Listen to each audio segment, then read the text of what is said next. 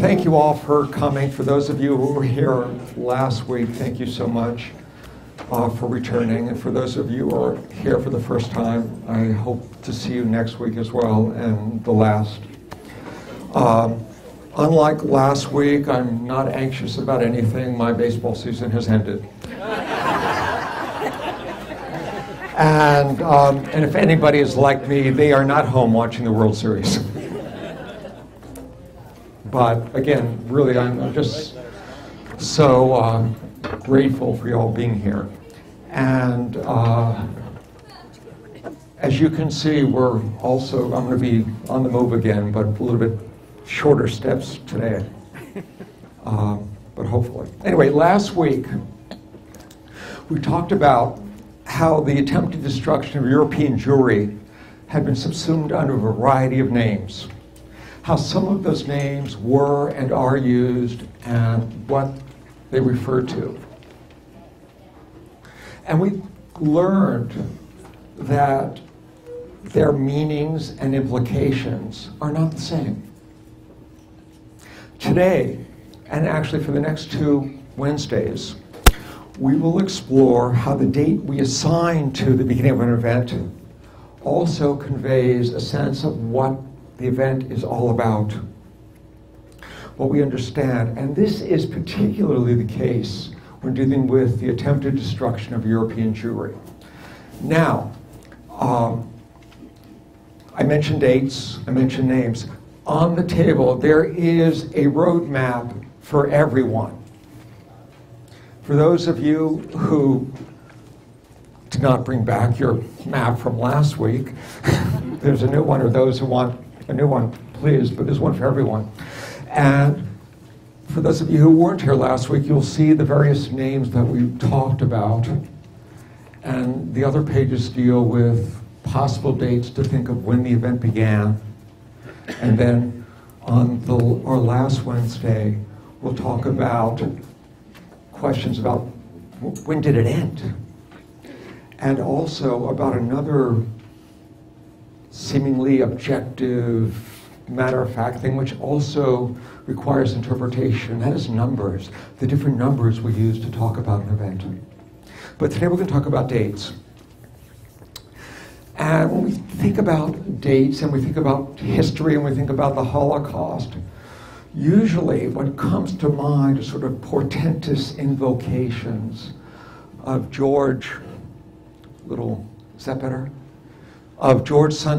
words or variants thereof, which is, those who don't remember the past are condemned to repeat it. I myself have used such portentous invocations. In fact, I used it on my essay when I was applying for college. Used it, to talk about Will and Ariel Durant's story of civilization. Any of you remember that? And the Book of the Month Club?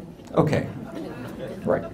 George Santayana. But now, what I prefer are these words attributed to Mark Twain, and I mentioned them last week, and that is, history does not repeat itself, but it does rhyme. And there are a few other assumptions about history that we also should think about, like timelines. I've arranged these dates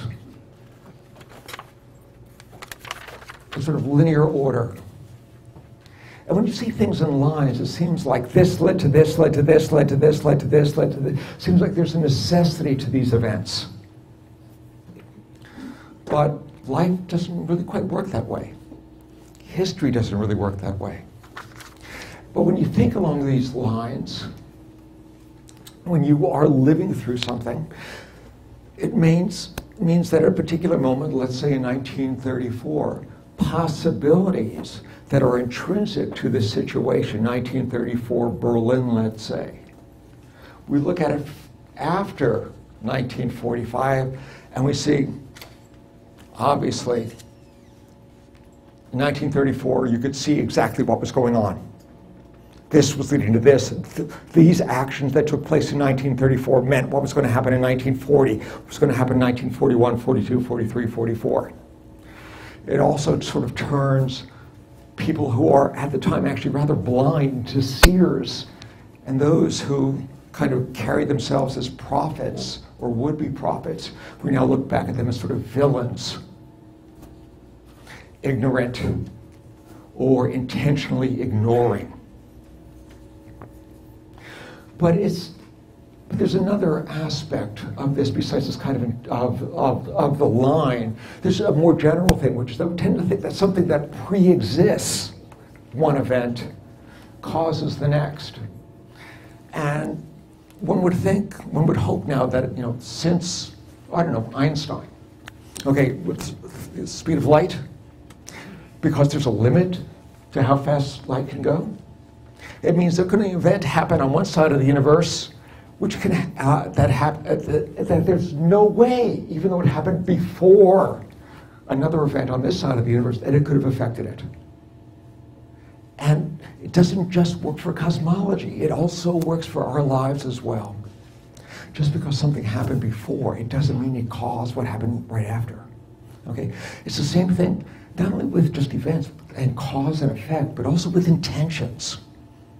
We tend to think that if someone has an intention, let's say Adolf Hitler, then whatever happens afterward is because of his intention. His intention was realized. But we all have our intentions, we all have our wishes, and usually reality comes in between. We don't always realize what we intend to do, and sometimes what gets done might match our intention, but it's not because of our intention, but something else led it to take place. So we have to be a little, patient before we say, there's a cause. That's why. These events that take place, their influences, and one can talk about them. And one can talk about them as partial causes, conditions, things that were available. But we have to recognize that when we look back in the past is not self-evident, and we're not omniscient. And when we try to make sense of that past, we encounter it, we have certain expectations, certain ways in which we've been taught to look at the past, certain conventions. Sometimes we look at the past to justify or legitimate what we're doing right now. We're doing this because of that. Not my fault. So there are all the reasons why when we talk about how the past has affected us, go into this. And so it also deals with how we try to think about an event, like the attempted destruction of European Jewry. So for the next 2 Wednesdays, I'm going to take you through a whole series of events that one could look at what happened at that attempted destruction and say, aha, that's why. So I'm going to begin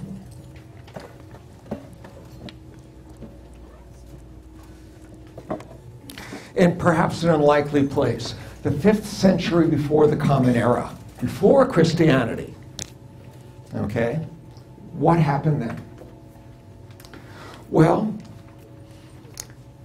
a little island in the Nile River called Elephantine was manned by a garrison of Judean soldiers and their families who were the middlemen for the Persian Empire who had conquered Egypt.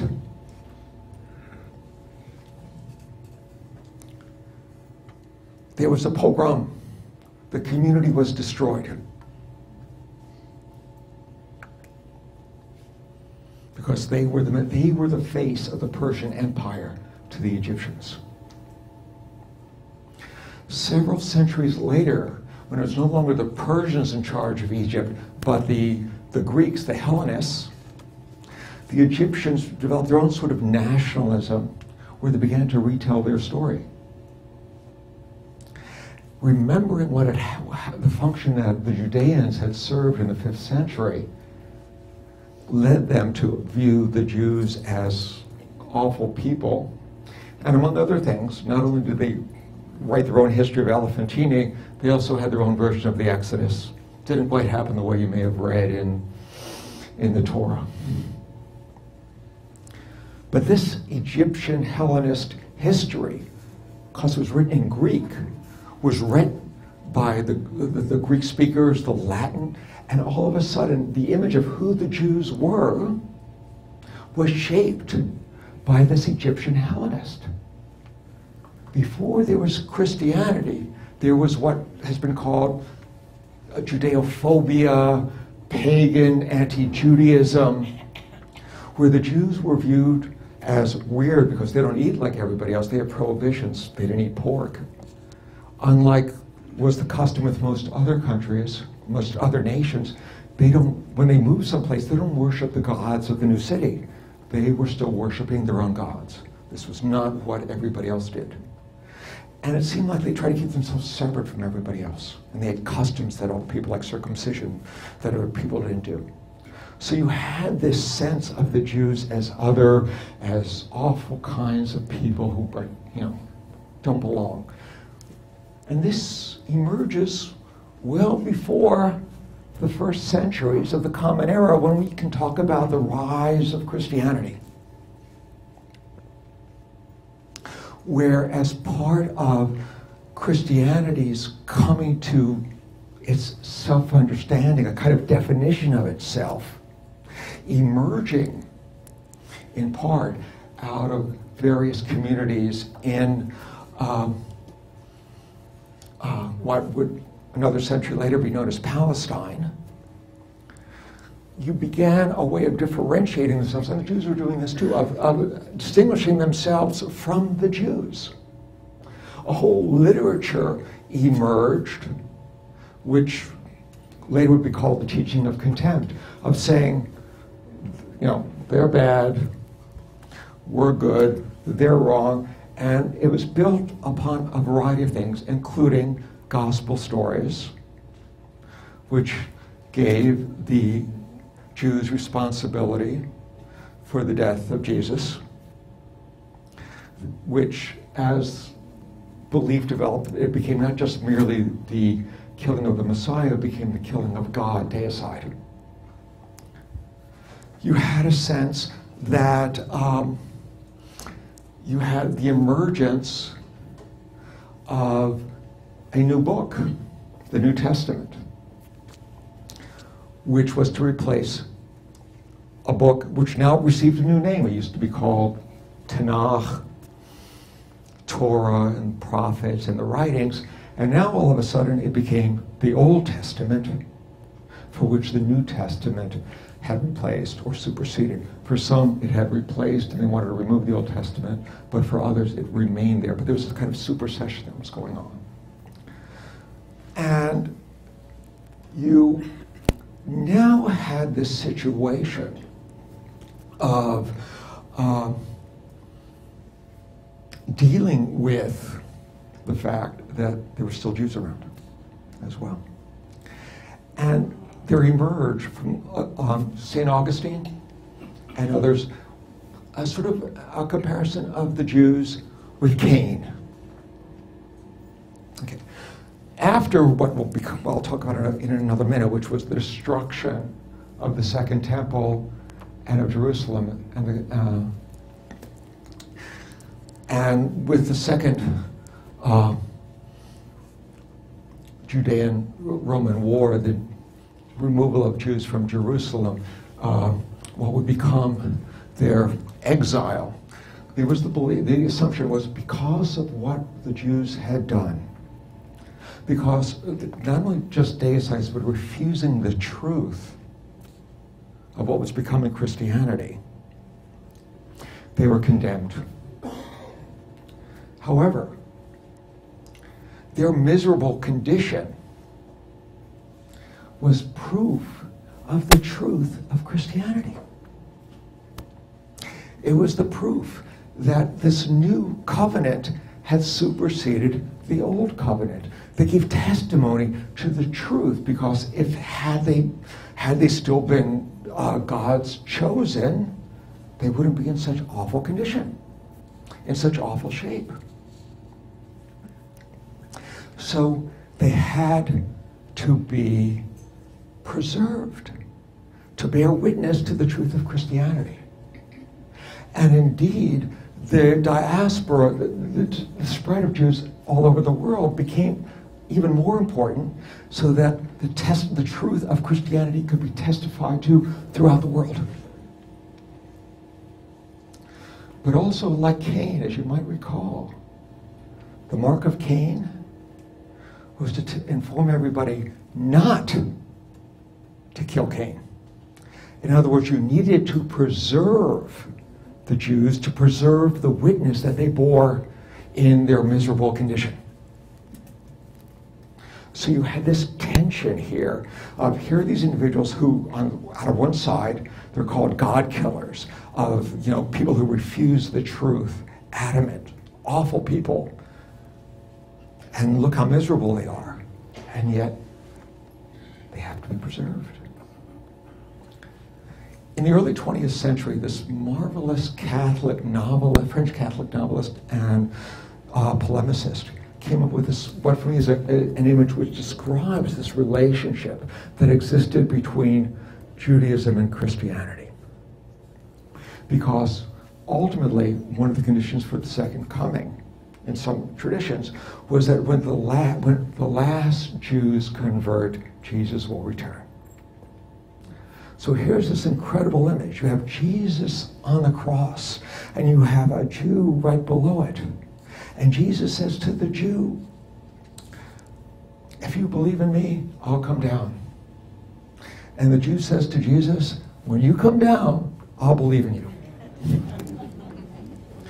So it creates this knot, this connection of Jews and Christians, which is not a genocidal one. Okay? A remnant within this particular theological tradition, within this particular tradition of salvation, required the preservation of at least a remnant, not preserved in very good condition, but preserved. Okay. And again, one sort of what seemed to be proof of God's dismissal of the Jews was the destruction of the Second Temple.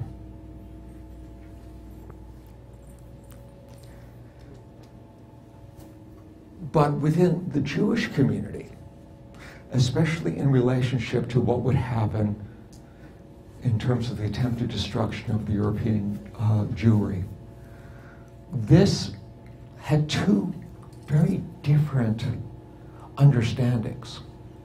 On one, the Jews who died during the Shoah were martyrs.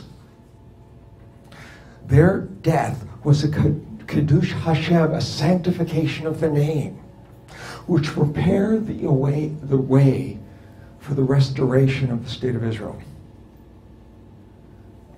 So that was one way 70 CE got to be interpreted. But there was another way. After the exile, with the Jews dispersed among their enemies, it was only a matter of time before this very vulnerable community would be destroyed. And so, ever since 70, they had opened up a trajectory which ultimately led to their destruction. So again, two very different ways of looking of how this particular date can be has been seen as a condition for what happened. Okay? Questions? Okay. 4th century of the Common Era. In the 4th century of the Common Era, the empire goes Christian. Constantine first makes it a state-sanctioned religion, and eventually becomes the religion of the empire. And when it becomes the religion of the empire, laws are now being placed against the Jews wherever they are. Laws that prevented proselytization. Laws that dealt with particular taxes that they had to pay. Certain kinds of positions they could not assume within the imperial civil service. Various restrictions, regulations on life that for some, would model subsequent restrictions by other states in the future. But it's at this point where all of a sudden the Jews, you have this kind of connection where it becomes a matter of political institutional identification and restriction.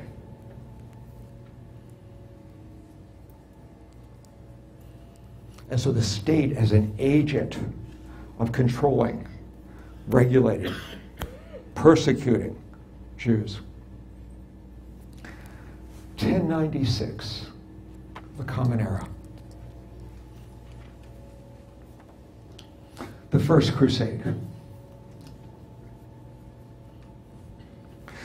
Pretty long distance to go from, well, I guess it was Tours, where Peter the Hermit spoke, to get to the Holy Land.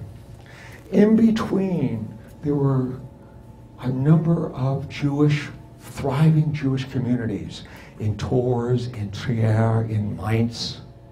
And along the way, there were a string of massacres that took place. Entire communities destroyed, given the option of conversion or death.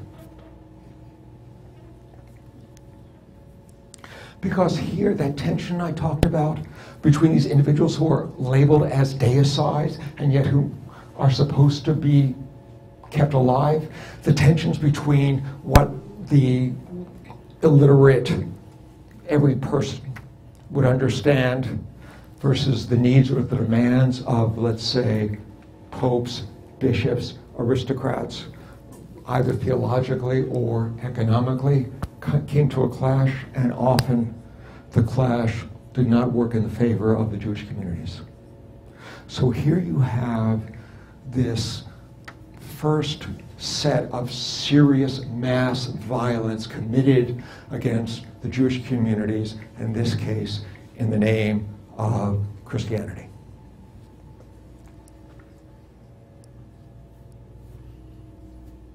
Because they were on their way to the Holy Land to free the tomb. Okay? And how did Jesus get, again, think about this, how did Jesus get into the tomb? The Jews. So they're going to liberate the tomb, and they're going to let the killers free? These kinds of contradictions were hard to deal with. Now, 1144 of the Common Era. Let me pause. What I've just asked to be circulating is the special issue of Der Stürmer from 1934. Der Stürmer was a notoriously anti-Semitic weekly put out by Streicher, which was famous for its horrible caricatures of the Jews. In May of 1934, they put out a special issue about what would occur at 1144, in which they're arguing took place all the time. And that is the accusation of Jewish ritual murder of a young man, William of Norwich in England, 1144. Okay. Now, just a very, very quick moment about Der Stürmer. With Der Stürmer, it wasn't like, you get your newspaper, when I get it online, but before you get it on your doorstep or what have you. In the cities, you would have these showcases where every page of Der Stürmer, so you could just be walking down the street. You didn't have to buy Der Stürmer. You didn't have to be a National Socialist.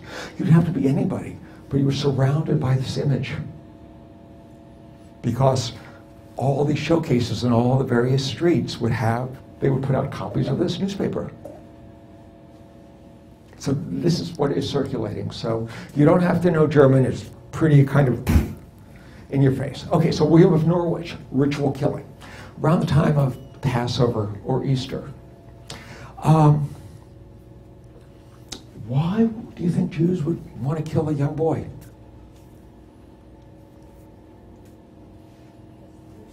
Right, yeah, to replay their greatest hit. Exactly. The assumption that it was needed to do this. These accusations, these... I totally missed. Can you repeat that last Sure. part evidently? I just, Oh, no, it's just... I was like, Oh, that's no fine. question and everything. Oh, it's just that the Jews were playing their greatest hit. The greatest event in the universe was the killing of Jesus. A ritual killing of a young boy during Easter time is a ritual reenactment. See, I never think about the Jews as killing Jesus. I always think about humanity's sin as killing Jesus because he said he was slain from the foundation of the world. That's why we're going back to the past, to how people, pre-Vatican II and all sorts of other things that take place, how people looked at the world. And that was how they looked at the world. Now, to jump a wee bit ahead, this also became known as the blood libel. Okay, so there was another reason why Jews wanted to commit these murders. They needed the blood. Why did they need the blood? Passover, for the matzahs. If you've ever had matzah, you know how tasteless it is. You'd think maybe, a little blood might give it a little flavor. I mean, come on. Right, I mean, it makes no sense. Also, the Jews prohibit the consumption of blood.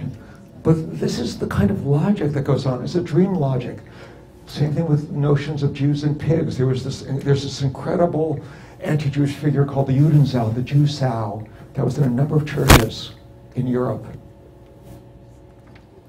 Why Jews are prohibited from eating pig, there's a relationship between Jews and pigs. Why wouldn't they do it? Why don't they eat, why do they make a big deal about not consuming blood? There must be some other reason. They must actually be consuming blood. They must ultimately have a reason why they don't eat pig. Actually, there's a marvelous Christian legend, but I'll run into too much time if I tell the legend, so you can ask me afterward. Anyway, so one reason was the matzahs. Another reason, to replace the blood that little Jewish boys lost during their circumcision. And if you've ever attended a bris, I don't think you need a 15-year-old boy to replace all that blood. Maybe, go to the Red Cross, get your blood for your iron count. That would be sufficient. Okay, so that was another reason. Also, another theory that emerged was, Jews had chronic hemorrhoids, and so it was to replace the blood they lost from the hemorrhoids. And, wait, you'll love this one. Male menstruation. Jewish men menstruated, and this was a way for men to recover the blood they lost during their menses. Because they put the Ark of the Covenant in the Temple of Dagon and Dagon. And you see the hemorrhoids? Yeah. You have hemorrhoid associations. Yeah, I mean, you grab for everything. If you find, if there are encounters with Jews or how they encounter them in Scripture, and they see an association with hemorrhoids, pop, there it goes. Okay. Now, 1204 to 1229.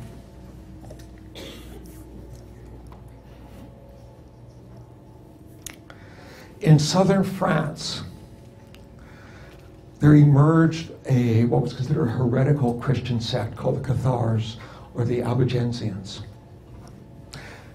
And a crusade was called against them, and they were exterminated. So here was an instance where within Christianity, what should be eliminated, in this case, would be heresy. Just removed, totally. So here you have an act, genocidal acts, not about the Jews. But what it does, again, it opens up the possibility of the relationship between Christianity and otherness, an alternative form of belief, something which puts in question their own belief. And this occurred then. So this, again, opens up these possibilities that are there. 1215. The Fourth Lateran Council. Among the Lateran, among the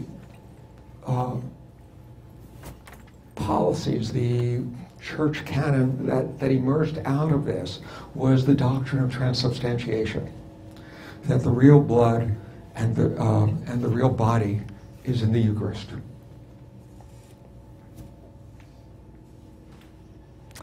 Guess what happened then? The Jews no longer only needed little boys around Easter, because you had these Eucharist wafers where they could reenact the killing of Jesus. And so there were a host of libels and attacks against Jews for desecrating the host. And so if you see this, they have, I think, a few pictures of watching the host bleed out with Jews with daggers sticking into the Eucharist. Also, in the council, it was where they decreed that Jews needed to have a special marking on their clothes so that when they were seen in public, they would be recognized as Jews. This was not the Magen David.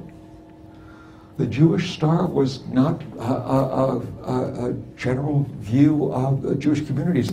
And actually, it only really began around the 16th century in Prague, in Bohemia. And it's in the 19th century when the Star of David became very much associated with the Jewish community, where the Jewish community identified this as a key symbol. It was there before, but it was really not true. What you would find would be circles, sometimes Jewish hats, special hats. If you look at old illuminated manuscripts, you'll see images of Jews with pointed hats. So there are various kinds of regulations and restrictions about Jewish life and Jewish dress that emerged in 1215. Questions? Yes? Would you please clarify the point about the blood libel? Because it came out sounding like this is why the Jews needed blood, that it was not true. Well, yeah, these were rationales that generated, okay, you accuse them of doing this. Why would they do it beyond simply recreating the murder? Because they need the blood. And again, as I said, this is tied to because the Jews and their particular relationship to blood was well known. So you're speaking from the German perspective. Well, not just the German, I'm talking about throughout Europe. Throughout Europe, but Yeah. you're speaking from their perspective, Like not it was fake news. It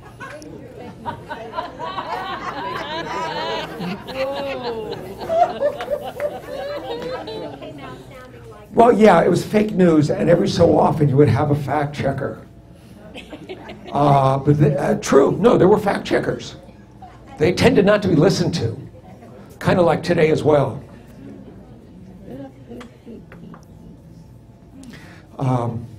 But as you know, a good story is could really usually will often trump facts. Were the Jews expelled from England in 1215? No, I'll get to that. Okay. It's not on the list, but I'll refer back to it. But yes, they were indeed ethnic cleansing. Okay, so 1242. I only mentioned this. I put this down here because this is when you begin having the demands to burn the Talmud. And I put it in here because to try to get you to understand why was the Talmud such an awful thing. Now, the Talmud would become a source book taken out of context for various, to justify certain assumptions about Jews, that they hate Christians, that they can do whatever they want, they can steal from Christians, they can lie from Christians. So they would take a passage and say, look, their sacred book does it. And also, it also had a few not very nice things about a certain Jesus in there as well. So again, this was not something favorable. But there's another aspect of the Talmud, which is here was a text that the Jews held sacred as scripture. but there was no way that the Christians could appropriate it. Unlike with Tanakh, the Talmud was untouchable. You couldn't tie that into Revelation, so you have to dismiss it, remove it. And also, again, since it came after, that kind of puts in question about the truth of the New Testament. We see this with the Quran and its relationship. The gospel trumped Torah. The Quran, as the final revelation, trumps the earlier revelation of gospel. So it admits that the gospel is indeed revelation, but they got it wrong, and the Quran corrects things. So the Talmud, if it comes after the gospel, one could claim, therefore, that it's newer, it's better, it's truer. And so beginning in 1242, you begin seeing these massive scenes in places like Paris and cities in Spain of burning the Talmud. And later, you will have, once publishing comes, you'll have rules preventing the publishing of the Talmud.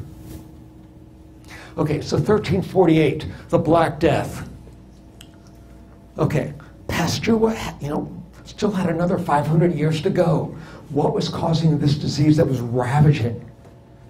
Destroyed, what, 1/3 of Europe's population? I'm sure it was the Jews. Yeah, and they poisoned the wells. Yeah. So again, another sequence of massacres viewed as the Jews having caused this. Okay.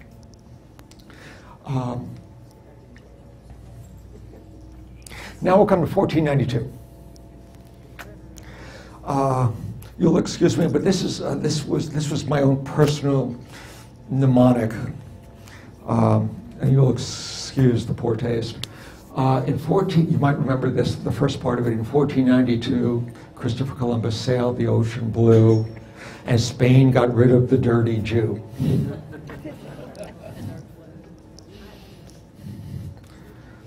Ethnic cleansing, expulsion of a large Jewish community. This was not, however, this had been preceded in 1391 in Toledo and other portions of Spain. There was an attempt to force all the Jews who were in this area. This was before the complete Reconquista, before the entire Iberian Peninsula had excluded the Moors, removed the Moors. They gave the Jews of these communities a choice: death or conversion, death, flight, or conversion. A vast number of Jews within these cities converted. It was eventually stopped, but by about 1425 or so, about half of all the Jews, and there were many tens of thousands of Jews living in the Iberian states, had converted. They were known as conversos.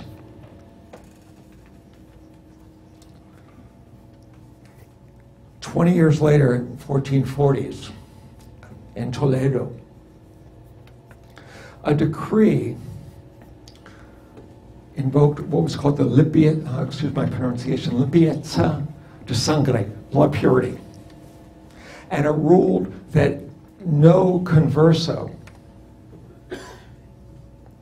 could assume any sort of position in the state or in the church, in that city, and several others. But then the Pope condemned this initially, and it had to be retracted. But what that opened up, and what later became enforced as the conversos became known as the new Christians over against the old Christians, was that here were these Jews who you couldn't do, these individuals who looked like you, sounded like you, but really underneath it all, they were Jews. And open up this great crisis. How can you tell the difference between a true Christian and a Jew? This is what would lead to the Spanish Inquisition. There had been already inquisitions in other places, but the Spanish Inquisition with Torquemada was, I guess, in 1470s. Now, about England. In 1290, the English demanded the Jews be expelled. And every so often a few Jews would come back and then they'd be expelled and what have you. In 1306, it happened in France. Came back, happened again in the latter part of the 14th century. But what's opening up here is a notion of, if you wish, ethnic cleansing of Jews. Now, whereas in England and France, conversion was acceptable, what happened in Spain opened up the door to, and this was why it was condemned, because what it denied was the sanctity of baptism. Okay, the blood purity law denied the sanctity of baptism, and that's why the popes resisted. But nevertheless, it was effective here in Spain, and that notion that not even baptism provides a way out. Yes? When you were talking about Inquisition, is that, when I think of Inquisition, I think of not only Jews but Protestants as well? Well, that would be another, but not in Spain, because... Not in Spain. No, but what's happening here is it was not the Jews, it was the conversos, it was the so-called new Christians who supposedly were Judaizing, and they were the ones who were now contaminating true Christianity. Again, what I was saying before about heretics, these conversos, these Judaizers, were like those heretics who were being eliminated in southern France. Okay, thank you. Okay? Okay, 1516, the first ghetto. Because it was in the Venetian foundry, which is ghetto. That's how the word emerged. It was the Italian, the Venetian dialect for the foundry, where this closed area where Jews only could live, with restrictions on when they could leave. So, for instance, they would not be allowed to leave the ghetto on Sundays, because that would cause shame to all the good Christians, seeing these blasphemous defilers, deicides. There would be nighttime curfews, and that became the first. And then about 40 years later, the Pope, who was also a secular ruler of the Papal States, declared that all the Jews in the Papal States, Rome, Naples, everywhere else, had to live in ghettos. And this became the model, where before you had restrictions on Jewish life elsewhere, in terms of where they could live, but now the formation of enclosed, sealed spaces where Jews would be allowed, and only allowed, to live. So that is why 1516 here, and because what emerged when the Germans invaded Poland in 1939 was the formation of this ancient institution of the sealed ghetto. But the last ghetto had been torn down in, take a guess, what date? When do you think the last ghetto, ancient ghetto, 1870 in Rome? In other words, you still had a sealed ghetto in Rome until 1870.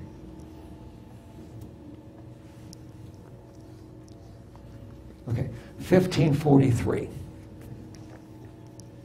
Martin Luther issues this tractate called On the Jews and Their Lies. In this, he describes the Jews as disease bearers, disease incarnate, as deicides, calls for the burning of synagogues, forced labor. Horrible book. Here was Martin Luther, the founder of the German religion, Lutheranism, of the Reformation, the founder of the modern German language, through his translation of the Bible. His translation functioned in Germany the way the King James Version functioned in English-speaking countries. This was what people were, this was their major source of initial education. phrases, words, all emerged out of his Bible. Now, earlier, Luther had not been so angry at the Jews because he figured with his Reformation was a restoration of the original Christianity. And he assumed that the Jews had never converted to Christianity because the Catholics had perverted the pure Judaism of the first century, and hence, now that it was being restored, they would all join up. They didn't. He was pissed.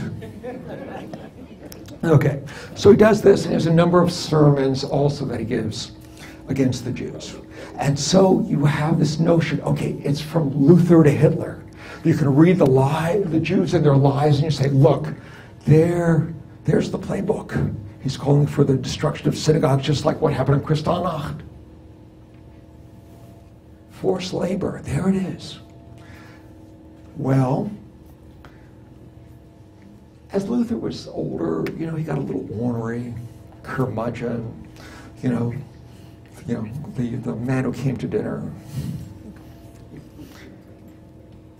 And so they kind of looked at his later works as kind of, he's a little there. And in a number of the editions of his collected works, that book was not included. In other words, it was there, it was available, but it was not part of the equivalent of a Lutheran catechism. Okay? What happened was that in the 19th century, when the emergence of German nationalism, notions of Aryanism, and then also hooked into anti-Judaism, they said, Luther and all the authority of the great Martin Luther, look what he has to say about the Jews. Look what he calls for regarding the Jews. So in the 19th century, this text was rediscovered, reappropriated. And that's what I'm saying. Don't think about cause and effect. Yes, it was there. That it was written made it possible that it could be retrieved. But it wasn't that from 1543 to 1843, all Germans were reading Luther and saying, aha, there's the Jews. It was part of the past that became viewed as part of their tradition, part of their present, of their truth. Okay? Questions? Where do the Muslims fit into this pattern of sequence of time? 7th century. Well, aside from the relationship with the Crusade, not really. Because what I'm talking about are these various events which kind of converge on this particular moment. And I don't want to get involved with any assumptions about it, especially any assumption that it was the Mufti who transformed Hitler into Hitler, which has been pretty much tabled. So I don't go there because I don't think there's any place there to go. We'll table it. What? We'll table it. Fine. Thank you. Darwin has something involved in this too. We'll get there. Okay. We'll get there. So impatient.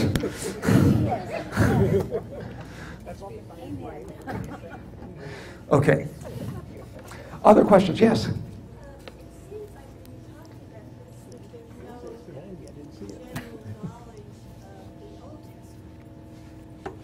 Well, first of all, it seems like there's no knowledge of the Old Testament. Well, prior to printing, it would be very difficult to have access to it.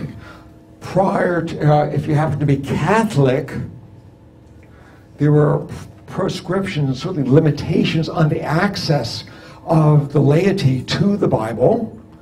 And what they received would have been mediated through their catechisms or through the reading of the week and through the sermons. And the reading of the week wouldn't have included the Old Testament? No, it would, again, it would have portions, but again, it's selected for the particular needs of the church for that particular week. You have a liturgical cycle, a cycle of readings. And so it has a very different relationship. And again, also in terms of the Protestant use of the Old Testament, You have ways of looking at the Old Testament is viewed as anticipating, as figuring the New Testament. And so what is a value because it figures Jesus. And if it doesn't, then what it can do is seen as figuring the bad aspects like Jewish legalism. So it becomes a way of how one reads that text. Okay? And the way also in terms of the order of the text. The Old Testament is in a different order than Jewish Tanakh. Tanakh ends with the return from Babylon, the return to Zion. The Old Testament ends with the announcement of the coming of John the Baptist. It anticipates the coming of Elijah, John the Baptist. So it's a very different, like I said, they transform this text into their text. Many of the same words, but again, depends upon whether or not you're Protestant or Catholic or Orthodox, different books, sometimes different orders. And the order of a text can really affect how you understand this. Like the order of dates can affect how you understand things. Okay? I think it was as much financial, because after World War I, World War II. We'll get there. Okay. We'll get there.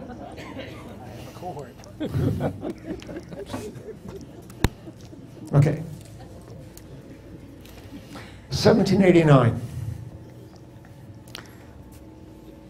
French Revolution. And in the course of these years, you begin having a notion of the kinds of laws that I talked about beginning with the Roman Empire, the kinds of restrictions on Jewish life that were throughout Europe. Restrictions such that even to get married, you had to pay a special tax. For instance, in Berlin, Moses Mendelssohn, great philosopher, remarkable. Living in Berlin, he wanted he was about to marry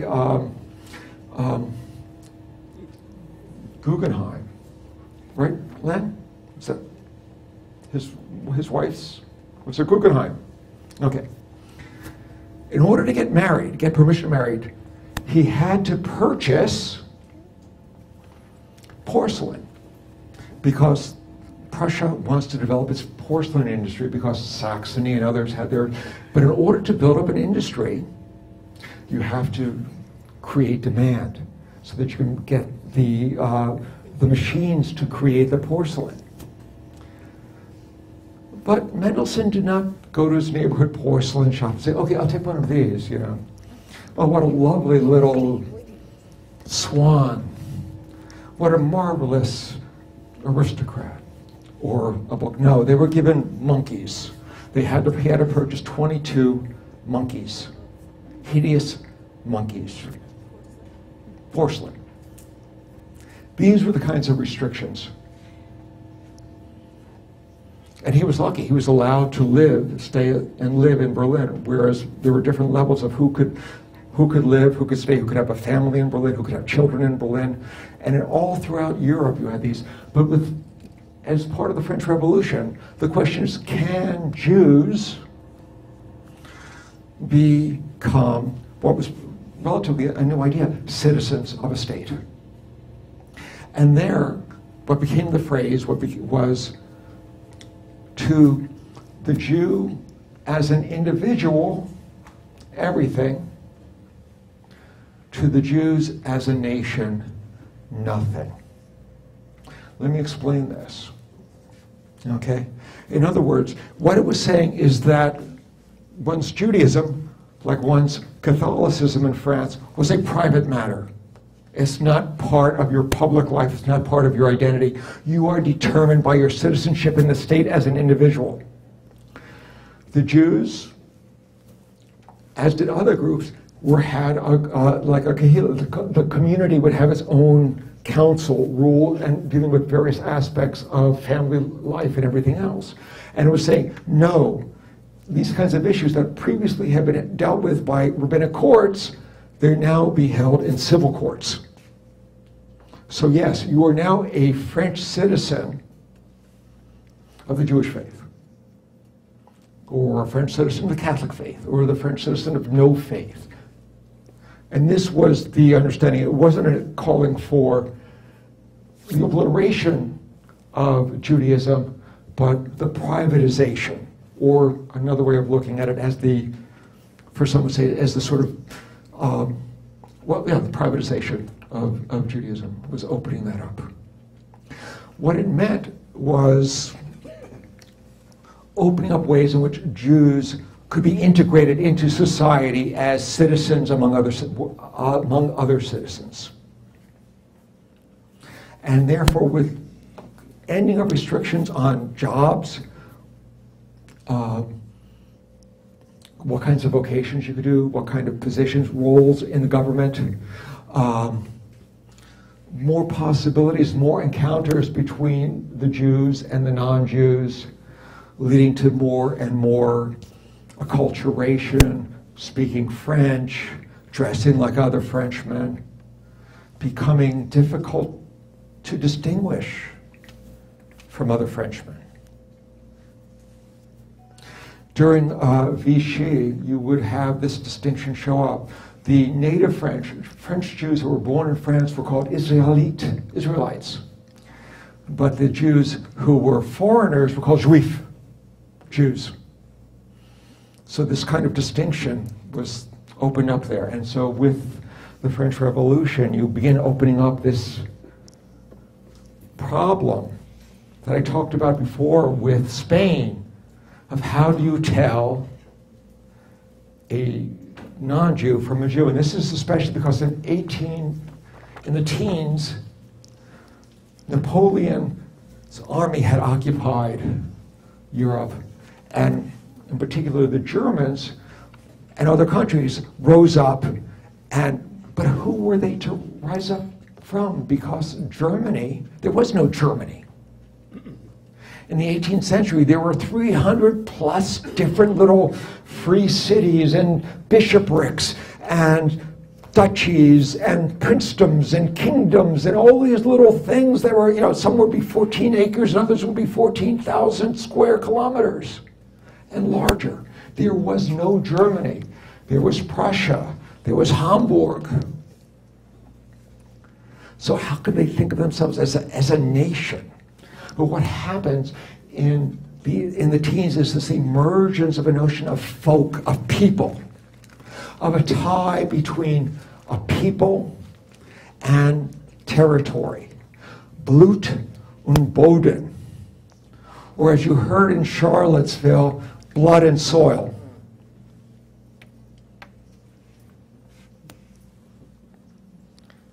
So what a nation is, what a people is tied to that land. And if you are not of that land, but are residing in that land, you don't belong here. You're not one of us. We will not owe the same kind of moral responsibility that we would have to another person from our folk. And so what begins in the teens is that the kinds of identification of the Germans became over and against another people who at this time were actually trying very hard to become like Germans. The Jews who were living in these various different, when Napoleon had taken over, many of the restrictions had been removed. They began to go to university. They began becoming lawyers, doctors. When Napoleon was kicked out in a number of states, lawyers were given a choice, Jewish lawyers. You can either practice law and be baptized, or you can no longer be a lawyer. And you began seeing this identification of Jews being other than the German. But as I said, this created a problem because you had these Jews adopting the values and the culture of the German and looking like the Germans. So here are these people who really had never been Germans before. They had been Bavarians. They had been all these others. Now all of a sudden they're trying to be Germans, but there's another group who are also trying to be Germans. And how can you tell who's a real German? And you know, if you have a double, if you find out a double, what do you do with your double? You kill it. There can only be one of you.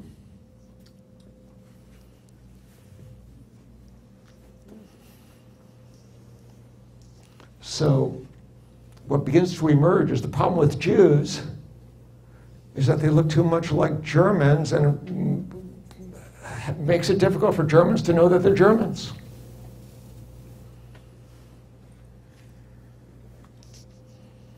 And so now you have to find ways to be able to determine what a Jew is. What are the signs? How can you distinguish them? 1840. In 1840, perhaps this will get you your at least your Levant. Levant, Turkey, Middle East, Lebanon, Syria. In Western Europe, ritual murder accusations after around 1475 with Stephen of Trent had largely fallen out of the radar. They were still accusations, and if you took a look at the Sturmrate lists, you know, every other year there's another accusation. But largely from consciousness of Western Europeans and Central Europeans, blood ritual was part of the feudal medieval past. It was gone. In 1840, in Damascus, there's a blood libel accusation that a Franciscan monk had been killed by a number of Damascus Jews. Now, what does Damascus have to do with Europe? Well, at this point, the Ottoman Empire is beginning to break up, and the great game is beginning between France and England, and each wants to get power in order to be able to gain access and control over these areas, like Syria and Lebanon. And the French consul initially took the position of that indeed there was, you know, it was a legitimate accusation. And then you began to have this kind of tension between the British, also the beginning of French Jews like Crémieux, who was in Parliament, who then began to speak. So you begin to also have Jews speaking up to defend Jews. But now, and this is a time of massive series of newspapers, so all over the news throughout Europe is this talk about a ritual murder. It's not like if you were in Norwich, unless you were in Norwich or then had access to a pamphlet that would eventually show up, you'd have no idea. But with the press, everybody hears about this ritual murder. And of course, eventually it was settled and they were released and it was denied. But the idea of ritual murder had returned, and then it would just explode, not only in Eastern Europe, but also in Central Europe 40 years later. In other words, Jews kill non-Jews.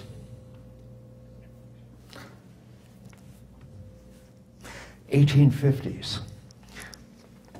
Darwin.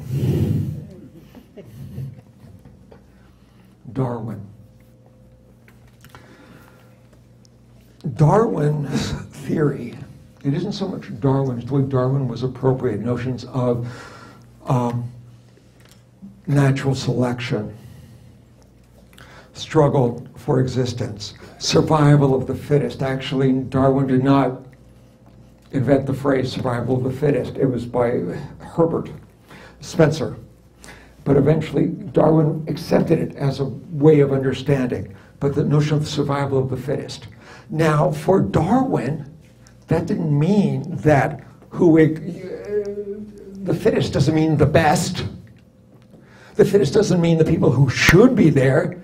It just means with this particular environment, they have the best ability to survive in this.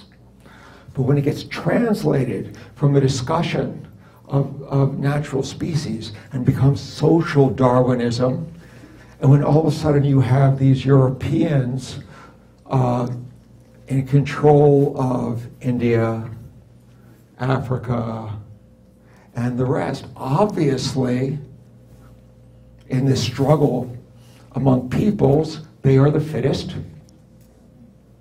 They must be the best. And natural law explains it. Not divine law, not Torah, not scripture, natural law explains the way it is. If you read in Mein Kampf, Adolf Hitler, as did many others, got a very popularized version of social Darwinism to justify, legitimate the notion that the survival of the fittest is not a question of between species, but between races. And that's the other aspect that emerged in the 1850s, which was Gobineau, minor French count, who published to no acclaim a treatise on the inequality of the races, and beginning to see history in terms of conflict between the races. Yellow races, white races, black races. Jews were not a race in Gobineau's 1850s text. Jews were defined in a very small place as, almost a footnote, as a Caucasian group with mixture of Negroid blood. But they weren't a separate race, they were a mixed race. They were bastard people, but they were not a race. They weren't part of this. No one listened to Gobineau in France. He went to Germany. Richard Wagner embraced him. And all of a sudden, the racial theory of Gobineau mixing in with the anti-Jewish, I haven't said anti-Semitic, have I?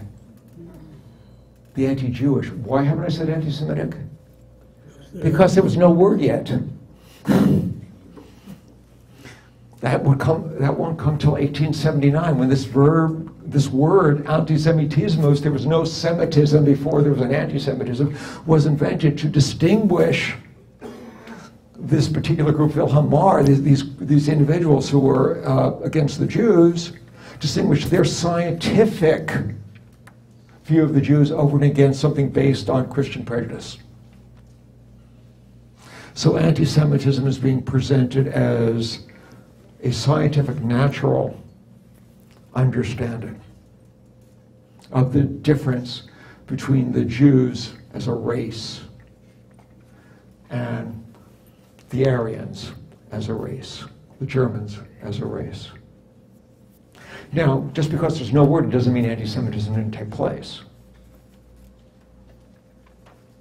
But we just need to be careful about trying to talk about anti-Semitism as something that has existed since the 5th century BCE and has always been there, this longest hatred, as opposed to something that has shown different faces in different ways under different conditions, usually not to the advantage of the Jews.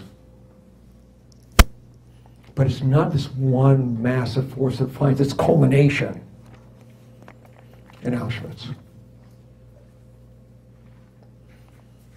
Okay. Anyway, right now my watch says it's 20 after 5, but that clock over there says it's almost 7:30. You're wondering why I kept on talking? It's like I have a watch that doesn't work. Right, twice a day. Well, actually, when it should be, then it moves. It won't even give me twice a day. I wish it was the battery. I had to replace it. It doesn't work. Anyway, I can keep on talking, or we can continue. As I said, we were going to be discussing this next week as well. And I'll be here to ask questions, even about things that we haven't talked about yet. So you can exercise your impatience, but just not in public. One theory from last week, when you said that when Hitler brought those folks together in 1938 in regards to not the ultimate solution at that time. That was. Yeah, we're talking about it with the final solution. Yeah. Oh, about the. The point I wanted to make is how fast this occurred. Well, see, that's the thing, is that, From 1938 to 1941 and to 1945. But think about it. Go back to. Oh, why was it so quick?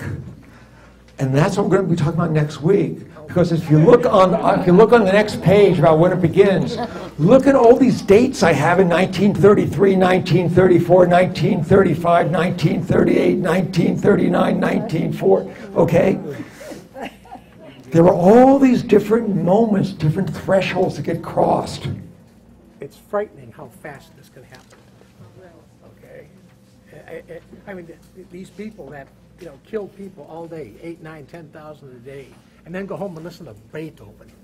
It's just mind-boggling. It's you know, there's no humanity in that. Well, we'll deal with that, but Next also, week. well, no, maybe, you know, at other times, and we'll talk about some of that, these particular aspects at the very end of that. But the thing is, when we look at it from a distance, it looks really condensed. But if you're living through it, it's not like that. So did it take about 17 years to from Well, no, the 1,000-year Reich only lasted 12 years. I'm thinking about from the time that they started putting the plan in action? Well, we'll talk about whether or not there indeed was. Again, this is why I talked about intention and action. You know, in Mein Kampf, written in 1925, as you'll learn next week, he makes reference to gassing Jews. He's not talking about gassing all the Jews. He talks about, had we gassed 12 to 15,000 Jewish leaders before the beginning of World War I, Germany would have won. And so every so often you'll say, if you read a Mein Kampf, right there, Hitler calls for the gassing of the Jews. What he had in mind when he wrote this in 1925 was not gas chambers. It was the gas war of World War I. And he was thinking specifically not about the Jews writ large, but about what he considered the leaders, those who had led what he viewed as having led to the loss, Germans' loss in World War I. So that's why we have to be very careful about trying to say, okay, well, there's the idea, there's the cause, that's where it is. Now later on, in 1942, you could say, look, I can see it in Mein Kampf already. There it is in Nietzsche, and the seed of it is right there. But if you read this in 1925, those few who did read it would have read it in terms of World War I, in terms of the loss of World War I, and not in terms of a plan for the Jews who are living right then in 1925. I had heard that when Hitler was a boy, that his father had beaten him so bad that he's in a coma for a couple of years. There are all these stories, and again, but as I said last week, if you go in this direction, you go in the direction of Hitler's sight, and it becomes all about Hitler. I'm sorry. No, I know, I understand. No, there are all these notions there, but you got to be wary, because if you stick it all on Hitler, what about everybody else? Well, I was trying to lead up to Young talk about the thing we. Well, why don't we talk about this? We can talk about this in private. Okay. Anyway, thank you so much for coming. Looking forward to as many of you who can return as possible. And if you have any questions.